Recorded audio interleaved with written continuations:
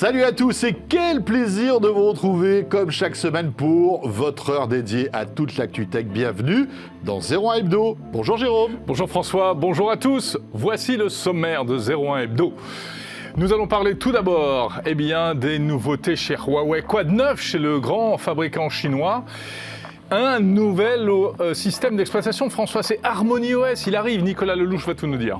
Et puis Jérôme, quoi de neuf dans le domaine de la réalité mixte du côté de chez Microsoft ? Eh bien, des mises à jour du fameux casque HoloLens, on en parle dans un instant. Et c'est spectaculaire.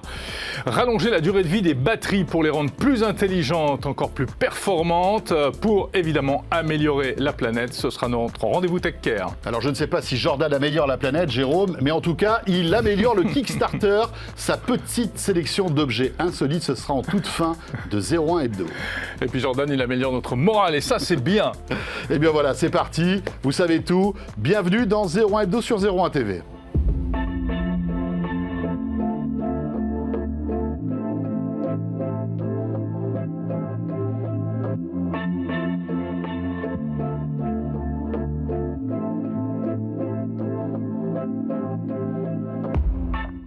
De 01 Hebdo, François. 314, Jérôme, tu ne les fais pas.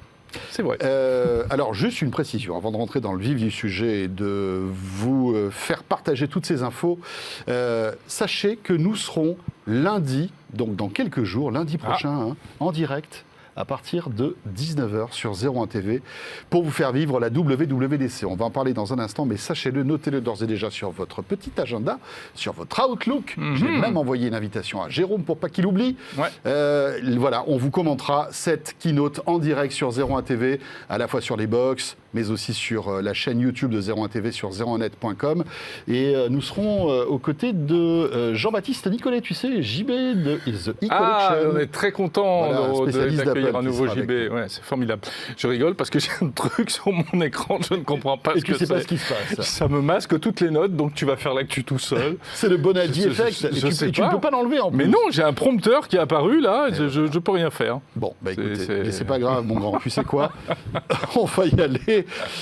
Et l'actu, on passe à l'actu, alors. Et bien sûr, et on va commencer par ce petit jingle, histoire d'être quand même assez propre.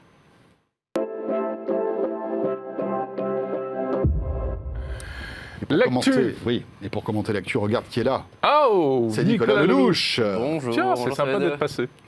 J'étais à côté, j'ai vu qu'il y avait une émission. Tu t'es dit, tiens, pourquoi pas, ouais. Je vais un peu commenter l'actu avec eux, et tu fais bien. Nicolas Lelouch, journaliste, vous le savez, à 01net.com. Qui nous dira tout dans un instant sur HarmonyOS. Et oui. Bon, avant ça, est-ce que vous avez vu cette histoire, mais rocambolesque, incroyable, un rebondissement de WhatsApp ? Oui, c'est vrai. Ça me fait rire ton iPad avec ce gros truc en plein milieu. C'est un peu énervant. Oui, c'est drôle.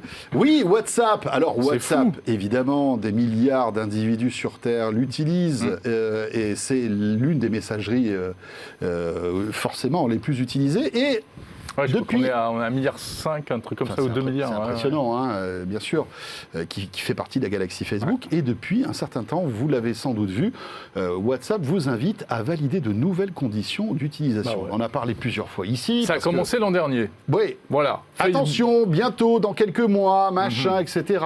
Ça a été repoussé, ces conditions d'utilisation qu'on devait valider. Parce que tout le monde râlait, puisque l'idée, c'est de partager certaines données des utilisateurs de WhatsApp avec Facebook. Et voilà. Regard. Et bien sûr, avec certaines entreprises aussi. Et voilà, pour améliorer le ciblage publicitaire, etc. Voilà, pour qu'on malaxe nos données personnelles. Encore mieux et encore plus. Et donc, le truc, c'est qu'il y a eu quand même une espèce de fronde de la part de beaucoup de gens, des médias notamment. Surtout en Europe. Qui essayaient de comprendre un petit peu mais qu'est-ce qu'il y avait derrière ces nouvelles conditions d'utilisation. Et puis, d'un coup, WhatsApp a décidé de serrer la vis en disant « Attention, si vous ne validez pas les conditions d'utilisation, vous allez vous retrouver avec un WhatsApp de 1984. Voilà. C'est-à-dire que vous ne pourrez plus envoyer de messages, vous recevrez des appels, mais bon, c'est pas trop vous ne pourrez pas y répondre. Enfin, en gros, on nous dissuadait de ne pas accepter ces nouvelles conditions Exactement. Et d'utilisation. puis on voyait ce pop-up qui apparaissait à chaque lancement de l'application. Et pour tout te dire, je l'ai accepté, parce qu'à un moment, Ah voilà, alors moi j'ai tenu bon pour le principe, pour voir jusqu'où ça allait, et donc je n'ai toujours pas accepté les nouvelles conditions.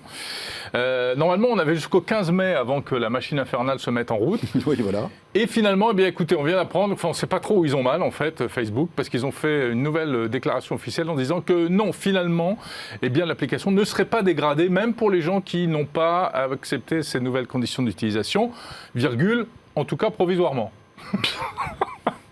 Mais c'est vraiment C'est- une c'est communication, étonnant, hein. mais chaotique. Nicolas, ça te fait rire?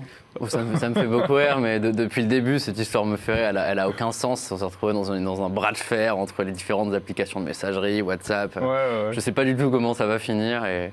Moi, ce que je trouve étonnant, c'est que bon, Facebook est l'une des plus grosses boîtes de l'Internet au monde. WhatsApp, voilà, Jérôme le disait, 1,5 milliard d'utilisateurs. Comment peut-on avoir une communication aussi mauvaise? Oui. Et C'est incroyable. Bah, ouais. Et pourquoi ne pas avoir abandonné En plus, c'est surtout pas une situation d'urgence. On Non, voit bien de sûr. temps en temps, quand on est une communication d'urgence, parfois de crise, ça peut être compliqué. Mais là, c'est quelque chose qui a été Après, prévu. c'est pas que de la communication, c'est une décision stratégique. Des gens qui ne sont pas d'accord, beaucoup qui ont dit bah, écoutez, moi je m'en vais. Ils sont partis sur Telegram, sur Signal, etc. Et on a l'impression que WhatsApp a un petit peu. Oui, il y a eu les flippé, chocottes. quoi, hein. Voilà. Bon.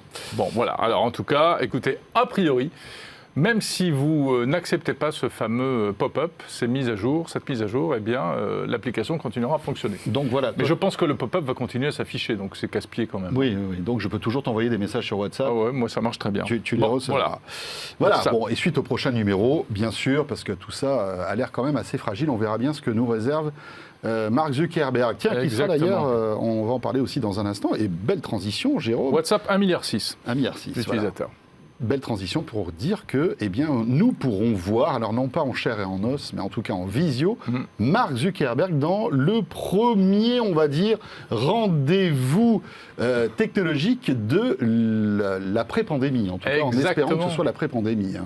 Voilà, et c'est en C'est France Vivatech. que ça se passe. Finalement, c'est pas mal. Hein. C'est en France, effectivement, qu'va avoir lieu le premier grand rendez-vous public consacré à la tech. C'est Vivatech du 16 au 19 juin.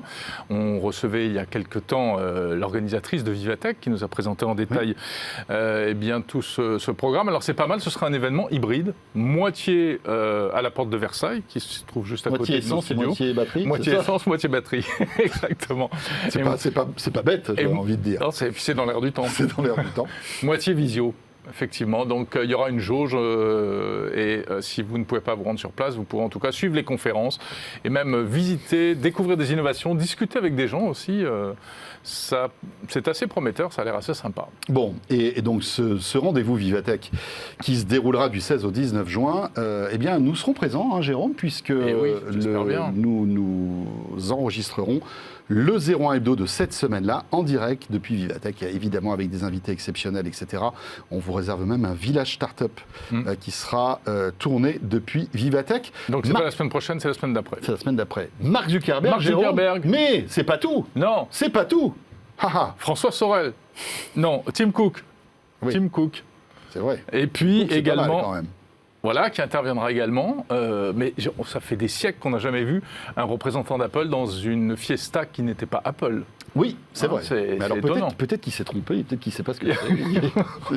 Tim Cook. Non, je plaisante. Non. Mais en tout cas, c'est un joli coup de la part des organisateurs, hein, parce Ah, que c'est Tim bien, Cook, ça. quand même, c'est la classe. Alors, il ne sera pas physiquement Non. présent à Paris. Voilà. Depuis Cupertino, on Ça va imagine être que un ce peu, sera une belle vidéo, bien léchée, avec aucune information. Alors, je dis ça, mais je doute fort qu'on apprenne quelque chose d'hyper important. Mais en tout cas, on pourra avoir un petit coucou de Tim Cook dans Vivatech. Voilà, bien sûr. petite piqûre de rappel. Il y aura d'autres personnalités. On peut citer par exemple Eric Yuan, qui n'est autre que le fondateur de Zoom. Et Zoom, c'est quand même l'un des grands gagnants de la pandémie, hein, cette application de visioconférence.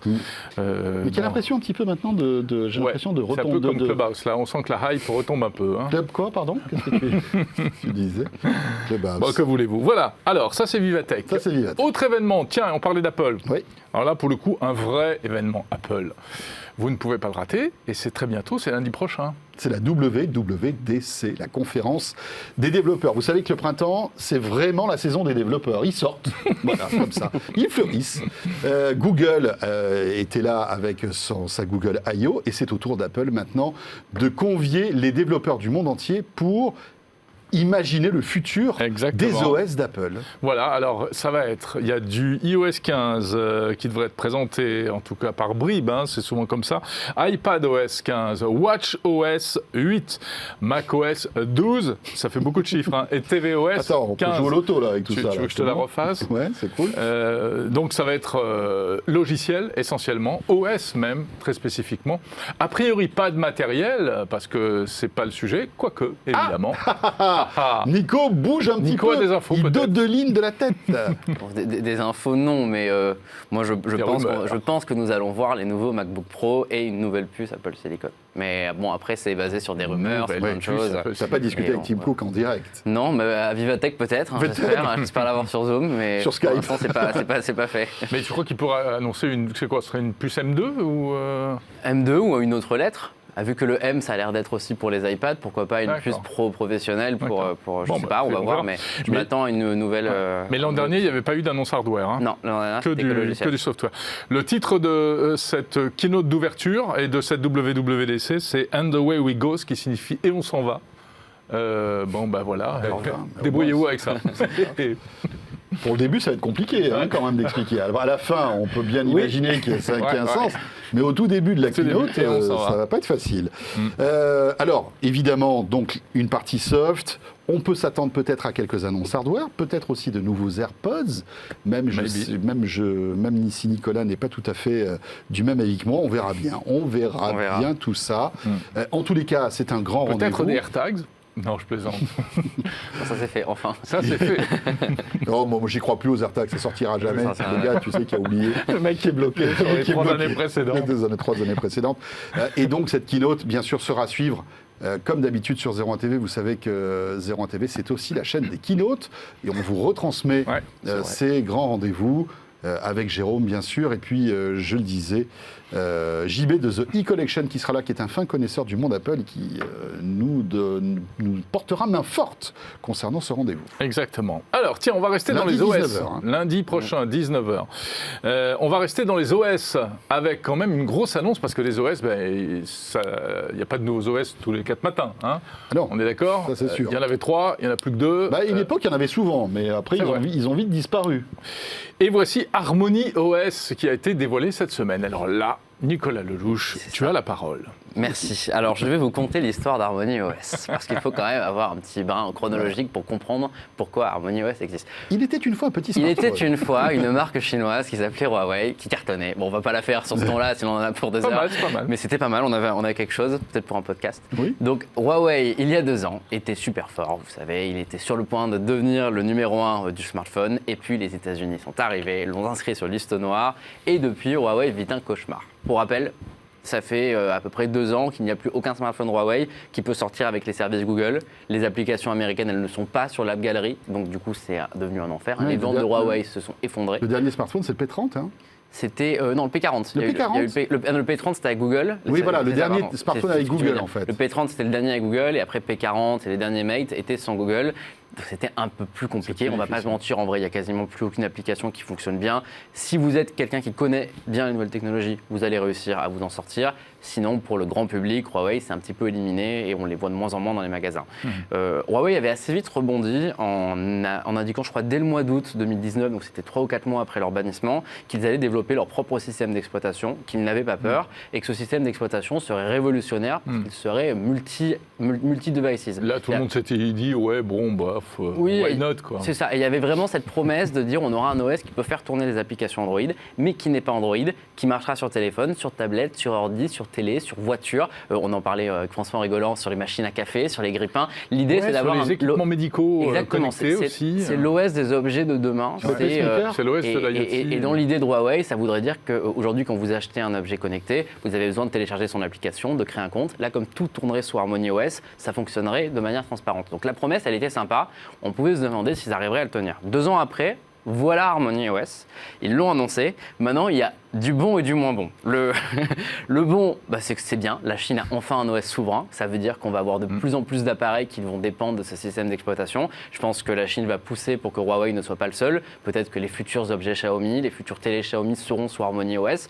À voir comment ça va évoluer, mais je pense que c'est vraiment une révolution. Finalement, c'est bon pour la tech chinoise. Merci Donald Trump. Exactement. D'un point de vue tech chinois, c'est super bien pour eux parce qu'ils ont toujours été dépendants de Windows et Android. Et là, ils vont avoir un vrai OS. Et là, on est sur une base de départ, mais au fur et à mesure, ils vont avoir le temps d'en faire quelque chose de différent. Donc je pense que la Chine peut sortir gagnante de cette histoire. Maintenant, le problème, c'est que toute la communication de Huawei sur Harmony OS, elle est pas loin d'être mensongère. Et c'est un mot, il faut faire généralement attention quand on dit ça, mais aujourd'hui, enfin depuis 2 ans, Huawei dit qu'Harmony OS est un nouveau système révolutionnaire qui ne fonctionne pas comme les autres, qui peut s'adapter à plein d'appareils, et il le compare à Fuchsia, les OS expérimentaux de Google notamment, sans vraiment pouvoir dire que c'est un rival d'iOS et Android, parce qu'ils disent que c'est largement mieux. Le truc, c'est que ce qu'ils appellent Harmony OS, en fait, c'est Android. Et c'est la version open source d'Android. Les téléphones Huawei depuis 2 ans utilisent déjà la version open source d'Android. Donc c'est la même version que les téléphones, par exemple, enfin, c'est le cousin proche de l'OS, par exemple, du P40. Exactement. C'est à peu près la même chose, sauf qu'il n'y a plus aucune référence Android. Il y a écrit Harmony OS de partout. Les réglages ont le même look, les applications ont le même look. Toutes les applications Android s'installent. Attends, mais est-ce que le fait que c'est le même look, c'est lié au fait que ce soit Android? C'est pas plutôt parce que le fait c'est lié au fait que ce soit leur surcouche à eux. Oui, c'est leur surcouche à eux, et ils se sont dit on va copier le design de ce qui se fait aujourd'hui. Forcément, mais après en fait ils sont partis d'une base Android open source. Donc j'ai du mal à comprendre pourquoi Huawei s'entête à faire croire qu'ils ont créé le premier OS multi-appareil, alors qu'en réalité ils partent sur un Android open source. Ils devraient avoir la franchise de dire voilà, maintenant on repart à zéro, on a notre propre nom et le développement c'est nous qui allons le faire. Et c'est assez étonnant parce qu'au final cet Harmony OS c'est de l'Android avec quelques fonctions piquées à iOS, le centre de contrôle par exemple, les widgets sur l'écran d'accueil, mais sinon c'est une sorte de mix entre Android et iOS. C'est un peu ça, en étant quand même 95% Android parce que c'est de l'Android. Je pense que voilà, faut pas les enterrer trop vite. Dans 5 ans, Harmony OS n'aura certainement plus rien à voir avec Android. Mais aujourd'hui, c'est quand même compliqué de parler d'une révolution. Ouais. Alors la promesse, tu l'as dit, c'est l'universalité. Et puis la communication plus facile entre les appareils aussi. Oui, alors ça c'est ce qui est dit par Huawei. Ils ont utilisé des éléments de langage qui étaient assez originaux pendant leur conférence. Ils disaient qu'aujourd'hui on avait des appareils connectés et que grâce à Harmony OS nous allons avoir un super appareil parce que le téléphone serait capable de contrôler la caméra de la tablette, qui serait capable de contrôler ce qui passe à la télé. Sauf que ce qui me dérange encore une fois dans ce discours, c'est en quoi c'est différent de ce que Huawei faisait avant avec Android. Ils ont toujours été dans cet écosystème. Apple qui a iOS, iPadOS, macOS, watchOS, tvOS, tout communique entre, tout fonctionne de manière logique. Fluide. Donc, depuis de nombreuses années d'ailleurs. Exactement, on n'a pas besoin d'un OS pour faire ce que Huawei annonce. Donc on est vraiment rentré dans une guerre marketing. La preuve, s'il en fallait une, là on a déjà des premiers produits compatibles Harmony OS qui ont été annoncés par Huawei. Ils sortiront directement sur Harmony OS. C'est une nouvelle tablette Mediapad et une nouvelle montre. Et surtout, ils vont mettre à jour tous leurs anciens appareils depuis 4 ans vers Harmony OS. Ce qui veut dire qu'ils veulent vraiment avoir un gros parc dès maintenant. Avec une limite, je vois ta tête François, ça va certainement concerner que la Chine, parce qu'il n'a aucun intérêt en France à retirer Google. Oui, parce que bon, le Français ou l'Européen qui a un P30 Pro et qui se réveille un lendemain matin avec Harmony OS sans rien avoir demandé, ça doit faire quand même un choc. Ça va sortir, ça arrivera en Europe ce truc-là? C'est là où on peut aujourd'hui, dans l'état actuel, ça me paraît improbable. Sur la localisation d'Harmony OS. Sur les nouveaux appareils, aucune raison de ne pas le sortir, parce que de toute façon, quitte à avoir rien à voir, autant avoir Harmony. Et puis vu la méfiance en Occident contre toutes les logiciels venant de Chine. C'est là où c'est compliqué. Sur le smartphone, je vois difficilement Harmony OS s'imposer en Europe. En Chine, en Russie, dans les pays qui ne sont pas dépendants des services Google, ça va certainement devenir l'OS référent, l'OS majoritaire devant Android. Après, il faut vraiment voir comment ça évolue. Peut-être que ça sera sur les objets connectés en Europe, que les montres, que les télés, Harmony OS va réussir à gagner là-dessus. En tout cas, ça reste intéressant de voir la Chine enfin se lancer dans la guerre du logiciel, même si c'est un petit peu forcé et que ce n'était pas vraiment leur souhait.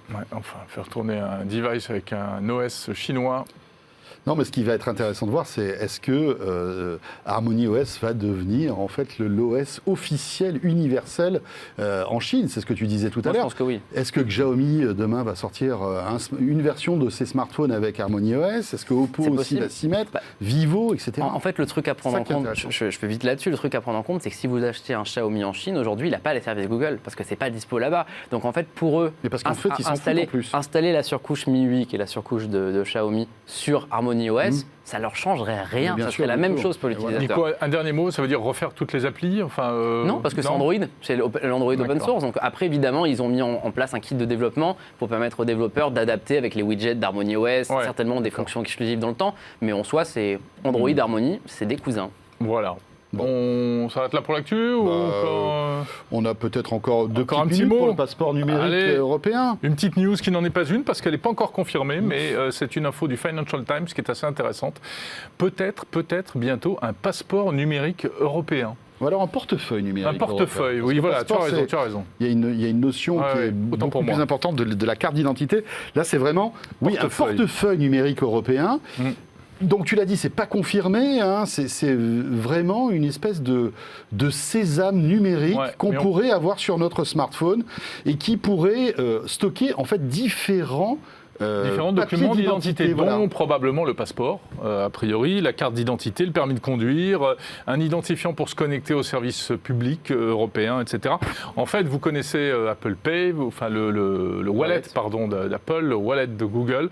Ce serait la même chose, mais en version officielle européenne, puisque Apple et Google, d'ailleurs, depuis longtemps, essayent de rentrer dans cette forteresse et d'avoir le droit d'intégrer les documents administratifs, et ça, eh bien, les autorités européennes l'ont toujours refusé. Et derrière tout ça, évidemment, il y a cette fameuse souveraineté, ce mot qu'on entend de plus en plus, souveraineté, notamment concernant ces papiers sécurisés d'identité. Est-ce que c'est pertinent de laisser tout ça à Apple, à Google?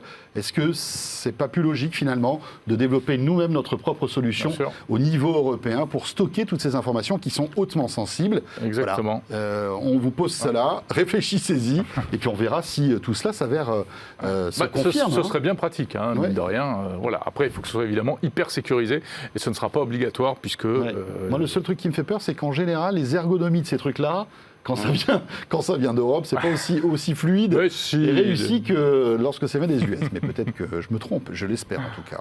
Non, c'est parfait. Bon, voilà. Grosse actu cette semaine encore. On va passer à nos invités. Oui, tout de suite. Deux invités, puis Jordan Cossino qui sera à la toute fin de ce 01 Hebdo. Et merci encore à Nicolas. Merci Nicolas. J'avais remis mon masque, mais au revoir. Salut.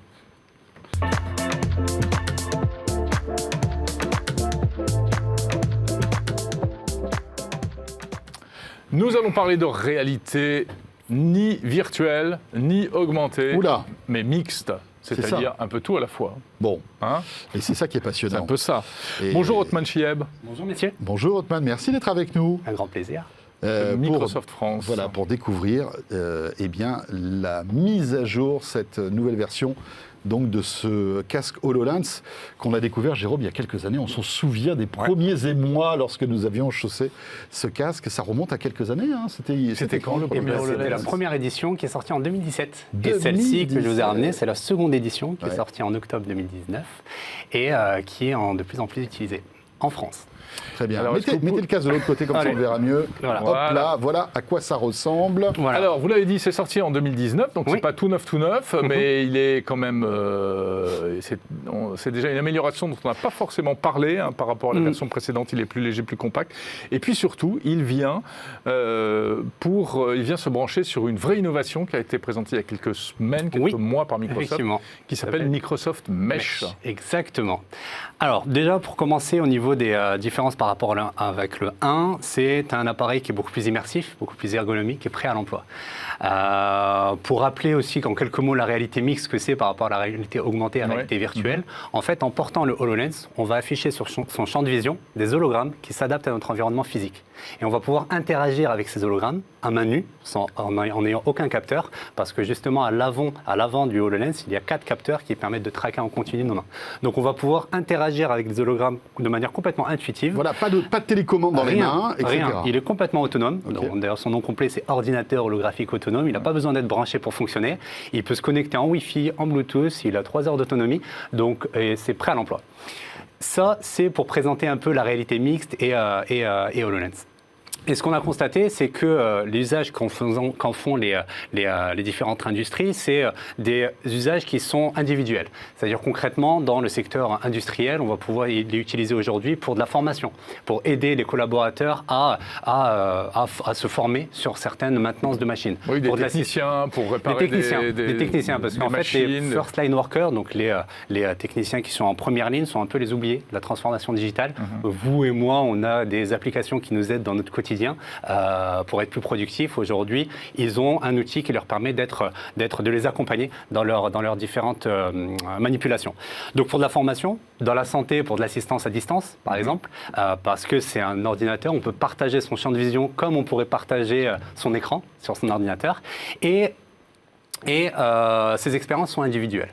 Pour en arriver à Microsoft Mesh, aujourd'hui, par exemple, c'est utilisé pour de la collaboration.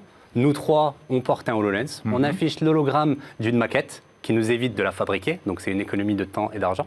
Et on voit tous en même temps la même chose. Et on voit tous la même chose. On est synchronisé. On est synchronisé, l'hologramme est ancré dans le temps et dans l'espace. On va pouvoir ensemble tourner autour de l'hologramme, voir des choses en 3D qu'on ne peut pas voir en 2D. Même si on n'est pas dans la même pièce en plus. Pour l'instant, donc jusqu'à aujourd'hui, il fallait être dans la même pièce, mais la limite qu'il y avait, c'est que se passe-t-il quand on n'est pas dans la même pièce? Que se passe-t-il quand on est dans une situation de pandémie, par exemple, et on est chacun dans un autre pays, mais on a quand même besoin de collaborer autour d'un hologramme d'une même pièce? Et c'est là où Microsoft Mesh intervient. Pour réaliser une expérience où on peut collaborer à distance, il y a besoin de développer des hologrammes, le rendu holographique en définition. On a besoin de faire en sorte que le son il soit spatialisé, de connecter les différents comptes des personnes. Et ça, c'est plusieurs mois de développement. Donc il y a des sociétés qui ont développé ce type d'expérience, mais c'est plusieurs mois de développement. Aujourd'hui, Microsoft Mesh permet de simplifier le développement de ces expériences.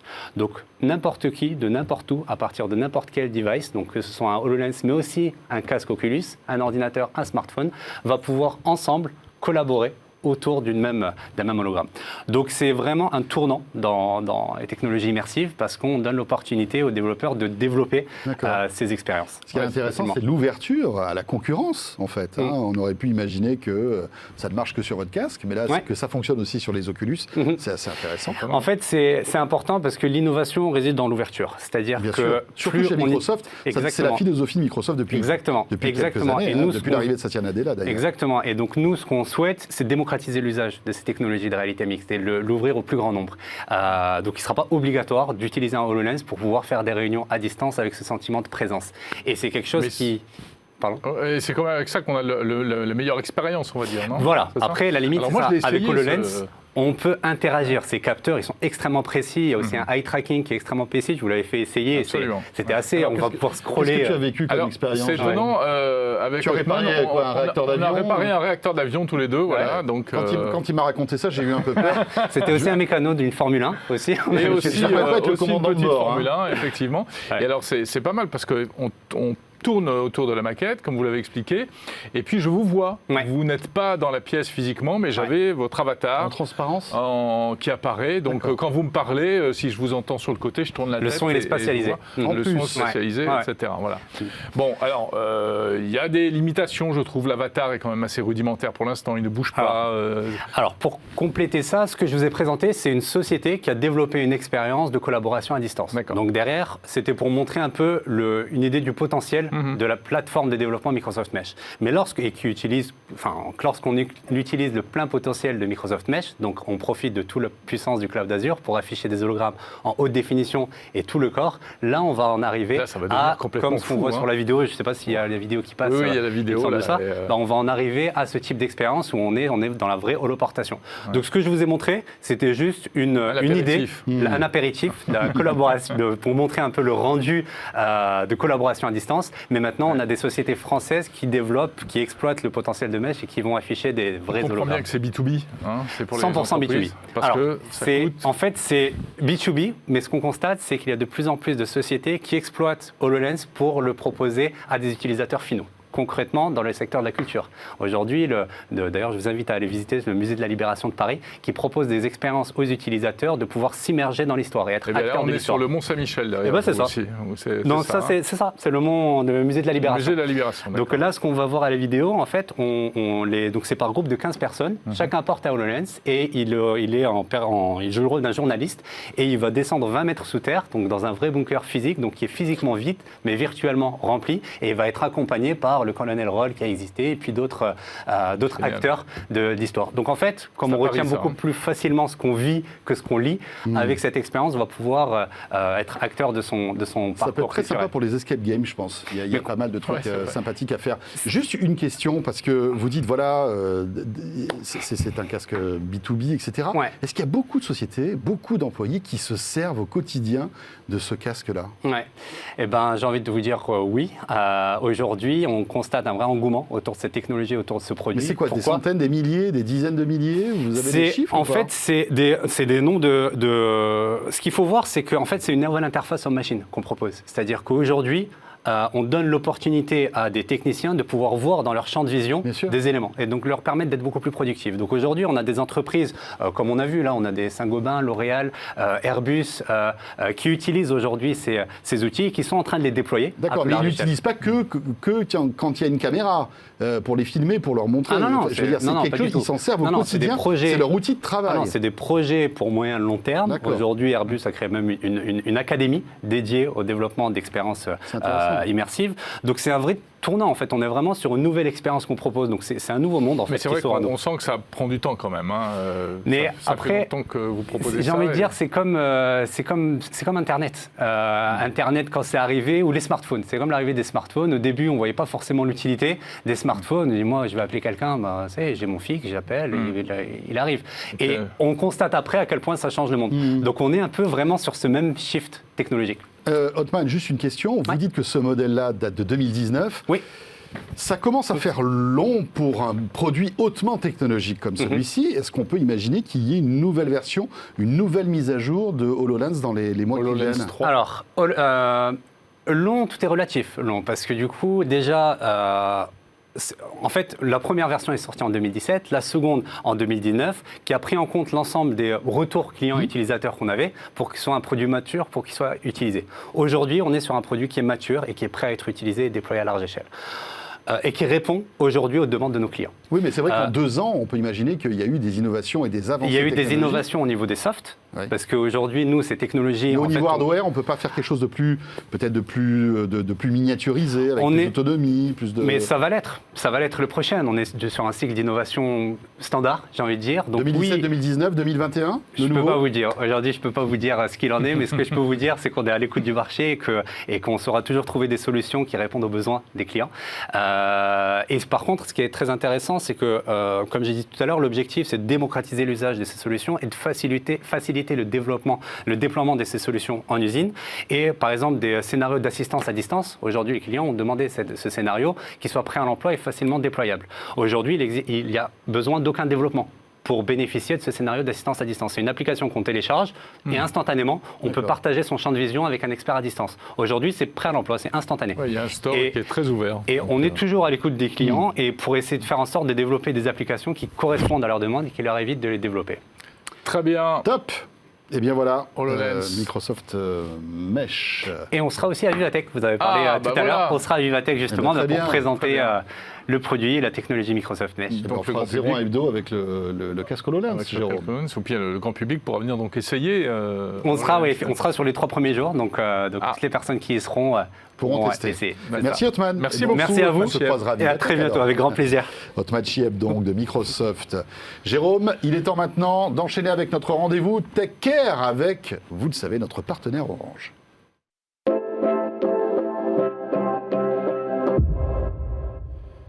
Et on va parler d'énergie, François. Oui. Car c'est le nerf de la guerre. Avec notre nouvel invité qui s'installe, Nicolas Chidemian. Bonjour Nicolas. Bonjour.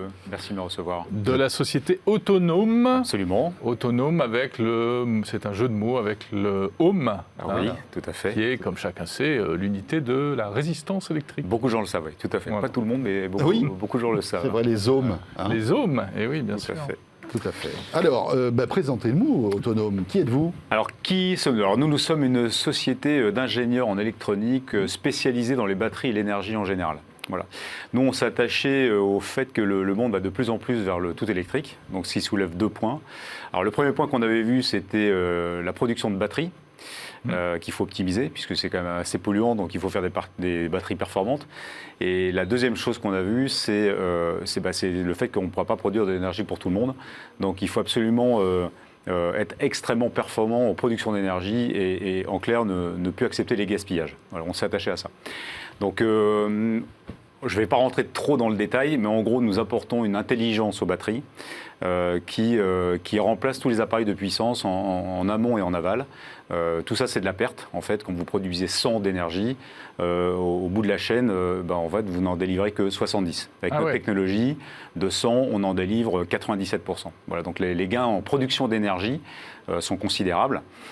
Et en ce qui concerne les batteries, notre technologie les rend extrêmement performantes. Donc globalement, tout ce qui est attendu d'une batterie, autonomie, charge rapide, performance, check, on va dire. Mais nous apportons également une intelligence qui fait qu'on sort du schéma où une batterie a un seul usage. Une batterie peut être programmée pour avoir différents usages, différentes fonctions. Ce qui est majeur, parce que quand vous supprimez des éléments en amont et en aval de conversion, eh bien vous gagnez de la place déjà dans les objets. Un véhicule aujourd'hui transporte beaucoup d'éléments. Nous, on les remplace uniquement par une carte électronique, évidemment avec une architecture un peu particulière. Et le deuxième avantage, encore une fois, c'est que vous embarquez plus d'énergie dans moins d'espace. Un peu comme si on mettait 1,3 litre d'eau dans une bouteille d'1 litre. Bravo. Alors, vous avez mis au point notamment une batterie en particulier, qui est un peu votre dernier produit, votre flagship. Alors, c'est notre flagship. Disons qu'il y a tellement de vertus dans cette technologie qu'on voit un peu du rêve. Donc, forcément, les acteurs nous disent, bon, c'est bien gentil, mais so what, quoi. Est-ce que ça marche? Bon, est-ce que ça marche? Oui, ça marche, mais est-ce qu'on peut l'industrialiser? Est-ce qu'au final, on va réussir à le miniaturiser et pas faire en sorte qu'une technologie soit trop chère pour le grand public? Donc, on a dû sortir un démonstrateur. Donc, c'est un groupe électrogène, en fait, le plus compact du marché, qui s'appelle le Basecamp, que nous a commandé des distributeurs dans le bâtiment et l'audiovisuel, dans l'outdoor également, et dans le nautisme. Dans le bâtiment et l'audiovisuel? Tout à fait. Alors, c'est un groupe électrogène qui va remplacer les groupes électrogènes atmosphériques qui sont polluants et bruyants, d'ailleurs qui vont être interdits dans la ville de Paris, je crois, au-dessus de 3 kW. Qui marchent à l'essence. Qui marchent à l'essence. Donc le nôtre seront 100% de la fumée, électriques. du bruit. De la pollution, effectivement, du bruit, de la fumée. Évidemment, c'est pratique, hein, quand on n'a que ça et qu'on veut de l'électricité, voilà. Clairement, il n'y a pas d'autre solution. Il n'y a pas d'autre solution. Enfin, maintenant que vous êtes là, il y a d'autres solutions. Alors, il y a d'autres solutions et il faut des solutions quand même performantes. Donc, l'intérêt de ce produit, c'est qu'il est extrêmement compact et que notre techno fait qu'on peut gérer des pics de puissance qui font démarrer un marteau-piqueur. On a même branché un lave-vaisselle. Ah ouais. Voilà. Mais c'est équivalent donc à, on va dire, à une petite centrale qui fonctionne à l'essence. Vous pouvez délivrer autant de puissance que ça? Alors, on peut délivrer jusqu'à 5 kWh sur ce modèle en pic. Là, on a déjà d'autres modèles qui nous sont commandés plus importants pour durer plus longtemps. D'accord. Et oui, là, on va vers une ère où tout ce qui est polluant, bruyant surtout dans les villes. Donc pour résumer, vous êtes une méga super batterie powerbank méga costaud, on va dire. J'ai un de mes associés, j'adore sa formule, il dit en fait nous on est un peu la bouteille d'électricité. Il y a la bouteille de gaz, maintenant c'est la bouteille d'électricité. La bouteille d'électricité. Vous avez une grosse prise de 130, très puissante, parce que faire démarrer un marteau-piqueur, il faut quand même pouvoir le faire. Ouais. Voilà, Jérôme, ça, on démarre tous les jours d'ailleurs, tu t'es rendu compte qu'il faut de la puissance. Quand même. Truc.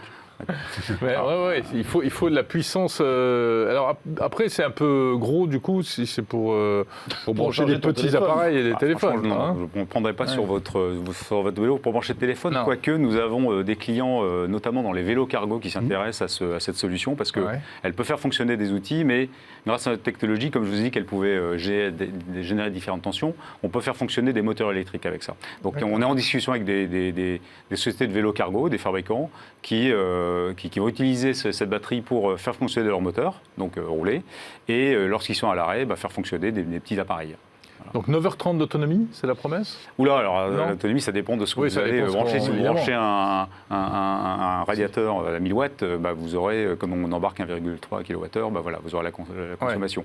Mais en fait, on a fait une étude, on est allé voir des gens spécialisés dans le bâtiment en l'occurrence, et c'est vrai que nous, notre réflexe, quand on conduit, on se pose pas la question, on va faire le plein d'essence. Donc on est persuadé qu'en fait, on a autant d'autonomie qu'on veut, et que surtout, on roule beaucoup. En fait, on roule beaucoup moins qu'on pense, et c'est pareil dans le bâtiment. Un marteau-piqueur, par exemple, n'est pas utilisé 24 heures sur 24.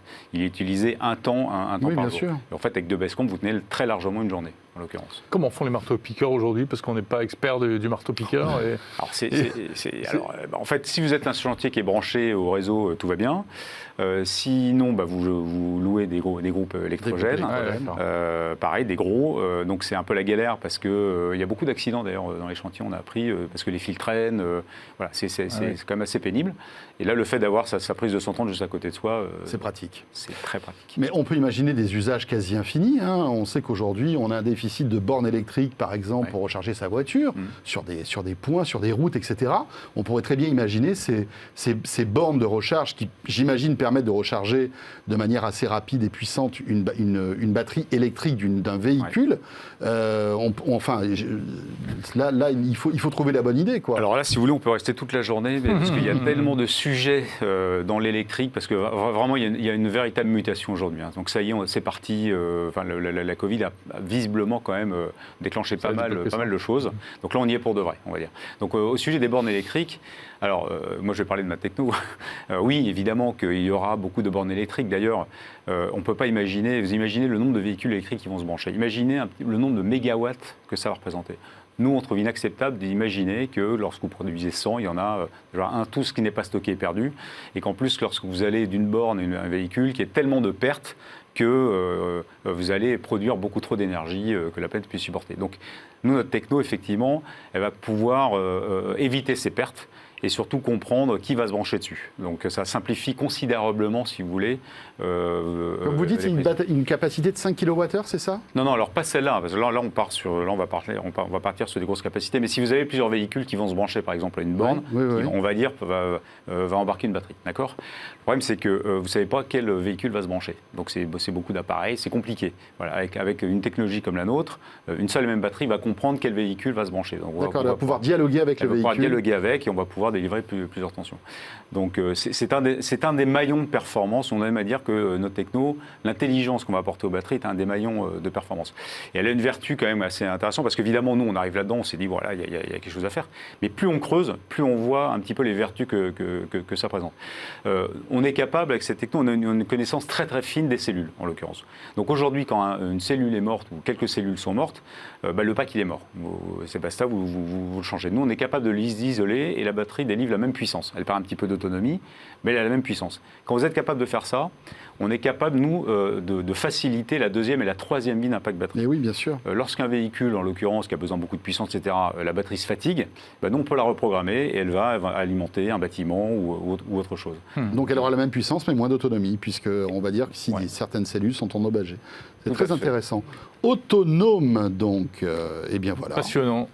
à découvrir. Merci. Ah oui. Voilà. Nicolas Chidemian, merci beaucoup. Merci à vous. Vous êtes le cofondateur donc de cette boîte. Et Jérôme, pour terminer ce 01 Hebdo, on va accueillir Jordan Cossino maintenant. Et alors lui aussi, il est électrique et c'est une vraie pile électrique d'ailleurs. Et il a une autonomie quasi infinie. Ouais. Allez.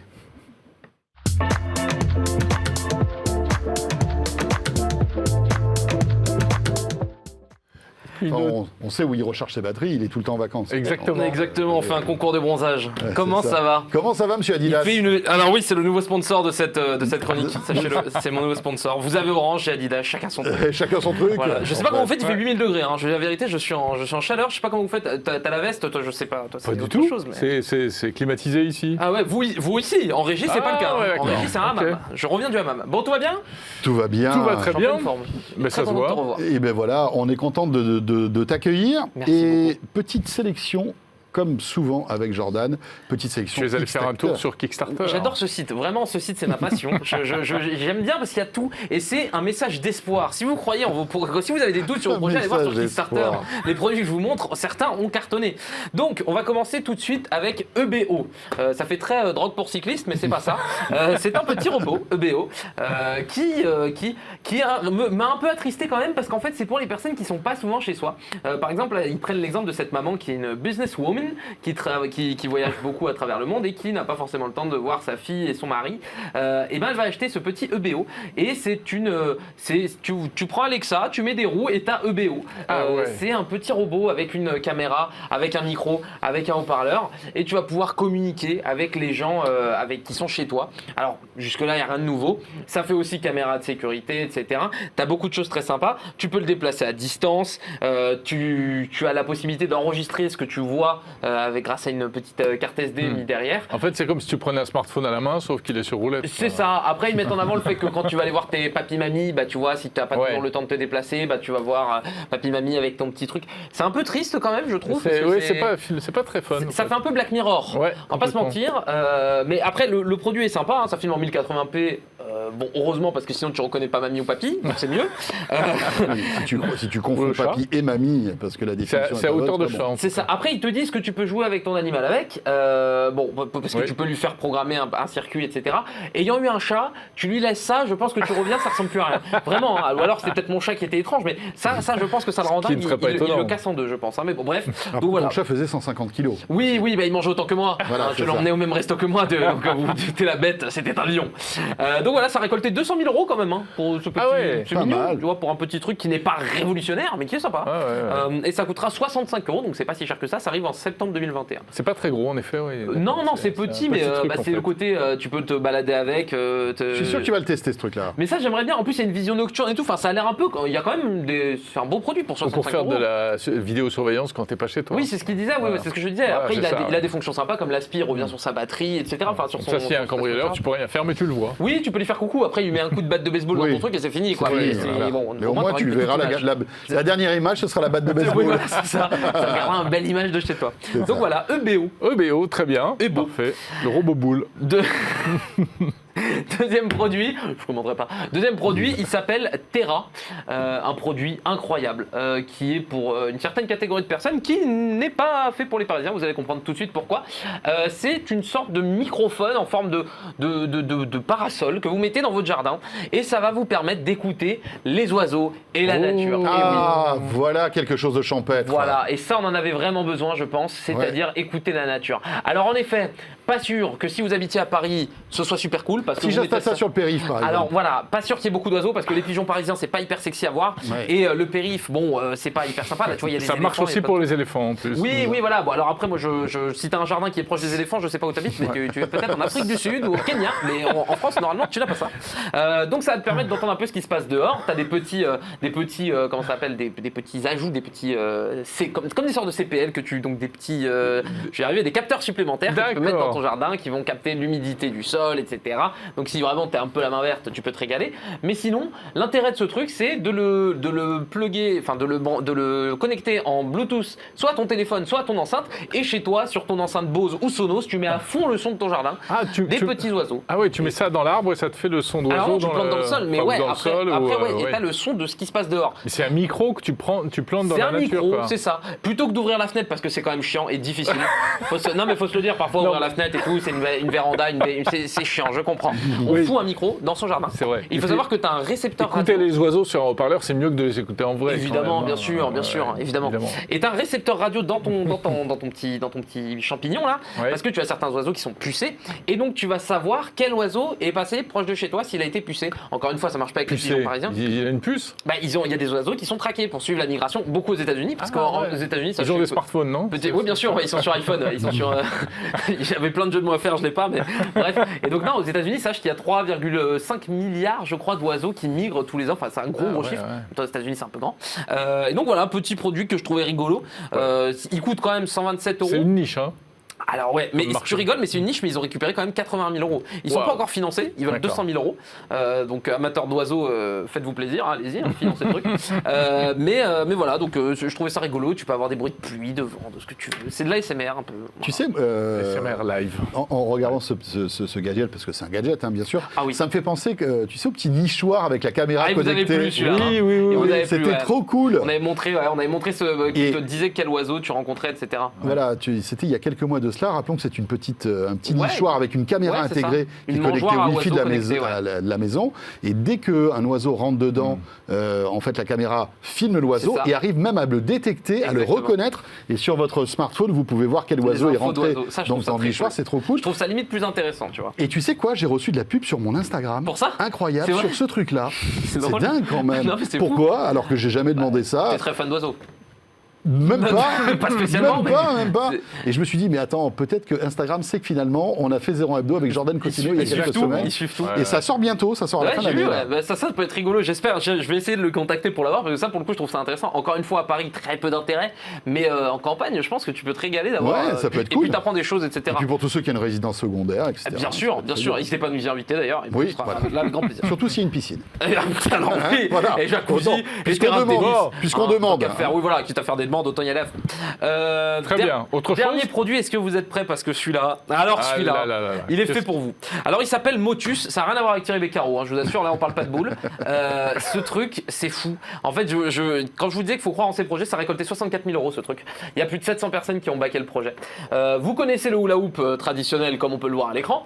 Eh bien, Motus, c'est le hula hoop 2.0. Le monsieur qui joue le fait qu'il sait pas faire du hula hoop, Oui. c'est excellent. quand Il est même, bon, hein. Il est, regarde, mais il est content parce qu'il a une solution. Ah. La solution, c'est Motus. Dit comme ça fait vraiment bizarre. Mais donc, c'est un anneau que tu vas mettre autour donc, du bassin. L'avantage qu'il a, c'est qu'en fait, il ne va pas tomber. Donc, tu vas pouvoir faire du hula hoop sans que le bas, tu vois, là, à droite, à mon avis. Alors, j'ai fait un peu de sport, je vous assure qu'à droite, il a pas fait que ça, hein, parce que il faut Non, il faut échelonner y un aller. petit peu. Faut y aller un petit peu, faut envoyer un peu à la salle. Ou autre sport, mais pas que ça.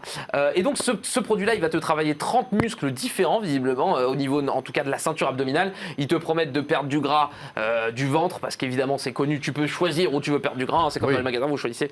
Ce qui Ouais, est faux, bien sûr. hein, évidemment, vous ne pouvez Ça pas marche toujours choisir où très vous bien, perdez ce du truc. gras. Hein, je préfère Non. le repréciser au cas où c'était Alors clair. on peut en perdre, mais on ne Tu ne choisit pas choisis à quel endroit. Non, bah non, sinon j'aurais fait des choix, hein, crois-moi. Hein, et c'est pas ceux qui sont arrivés, hein, je vous le dis.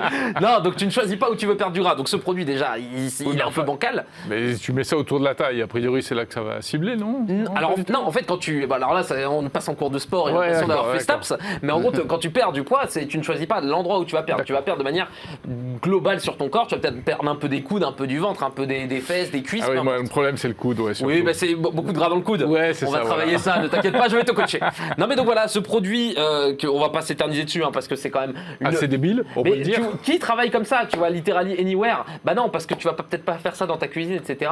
Donc pour le coup, ça aussi, j'aimerais bien l'essayer pour la blague, parce que le ridicule ne tue pas et que j'aime ça. Et donc voilà, t'as un petit écran qui te permet de compter le nombre de C'est répétitions. un que t'as hula fait. hoop plus En fait, c'est un plus hula hoop qui ne compact, tombe pas quoi, et qui plus tombe pas, compact. ouais, Il y en a voilà. plusieurs, même je crois que j'en ai vu sur AliExpress, etc. Donc c'est déjà sorti. C'est déjà sorti. Mais il faudrait que j'essaie de vous en trouver un parce que même juste comme ça, hein, pour le kiff, je vous le ramène à l'occasion un jour, une petite surprise et qu'on essaye ça Oui, ensemble. oui, dans ça la nous joie et fera la bonne plaisir. humeur. Bah évidemment. Voilà, ça coûte quand même Magnifique. 88 €. Hein, ça sort en août 2021. Je sais que vous D'accord. l'attendez. Donc Oui. voilà. On ne l'achètera pas. C'est dommage parce que ça arrive après la plage. Alors oui, Voilà. pour le summer body, c'est un peu short. C'est un peu short. Mais Bon, déjà, là, il va actuellement, falloir faire- pour le summer body, vous êtes un peu short là. Hein. il va falloir faire beaucoup de Ah bah là, hula faut en hoop, faire quoi. des tours là. Faut en faire des tours. Faut en faire, ouais. Écoutez, voilà, petite sélection du jour. J'espère qu'elle vous a Merci plu. beaucoup, Elle Jordan nous a plu, Jordan, Cosino. merci beaucoup. C'était magnifique. Bon, Jérôme, ce 01 Hebdo Reviens touche à dès la sa semaine fin. prochaine. À sa fin, à sa fond. Il touche le fond, Oui. on touche le fond. On Mais touche le est- fond et est on à touche la fin. Exactement. Voilà. Merci de nous avoir suivis, en tout cas pour les plus courageux d'entre vous jusqu'au bout. Et on se retrouve bien sûr la semaine prochaine. N'oubliez pas le rendez-vous lundi prochain, Jérôme, 19h. Lundi 19h pour la keynote d'ouverture de la WWDC d'Apple. Voilà, ça sera en direct avec le monsieur qui est là à ma gauche et aussi JB de The E-Collection qui sera là pour commenter toutes ces annonces de la WWDC. D'ici là, portez-vous bien. Salut à tous.